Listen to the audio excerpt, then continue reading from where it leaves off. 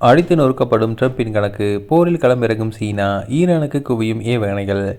அமெரிக்க Iran மோதல் குறித்த செய்தி ஒவ்வொரு நாளும் அடுத்தடுத்த கட்டத்தை தாண்டி அதிர்ச்சி மேல் அதிர்ச்சி கொடுத்து வருகிறது. அந்த வகையில் தற்போது வெளியாகியுள்ள செய்தி ஒன்று சர்வதேச அரங்கில் பதற்றத்தை ஏற்படுத்தியுள்ளது.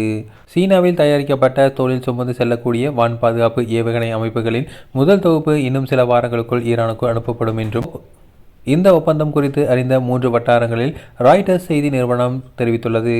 அமெரிக்கா மற்றும் இஸ்ரேலுடனான போருக்கு பிறகு தனது வான் பாதுகாப்பு திறனை வெளிப்படுத்தும் முயற்சியில் ஒரு பகுதியாக இந்த நடவடிக்கை மேற்கொள்ளப்பட்டுள்ளதாக கூறப்படுகிறது. 60 முதல் 70 மில்லியன் அமெரிக்க டாலர் மதிப்பிலான இந்த ஒப்பந்தத்தின் கீழ் சீனாவின் தயாரிக்கப்பட்ட QW-12 மற்றும் FN-16 வகை ஏவுகணை உள்ளிட்ட 300 முதல் 400 வரையிலான தோளில் சுமந்து இயக்கக்கூடிய வான் பாதுகாப்பு ஏவுகணை அமைப்புகள் வழங்கப்பட உள்ளன.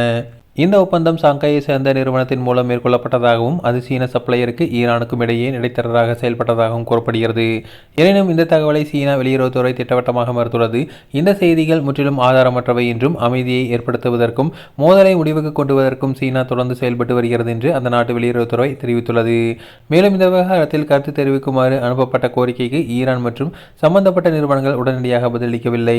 இந்த ஒப்பந்தம் கையெழுத்தாகியிருந்தாலும் விநியோக கால அட்டவணை, எண்ணிக்கை உள்ளிட்ட விவரங்கள் மாற்றங்கள் ஏற்பட வாய்ப்புள்ளதாக தகவல் வட்டாரங்கள் தெரிவிக்கின்றன. ஆரம்பகட்டமாக சீனாவின் உரும்கி நகரிலிருந்து பாகிஸ்தான் வழியாக இந்த ஆயுதங்கள் ஈரானுக்கு அனுப்பப்படலாம் என்றும் கூறப்படுகிறது.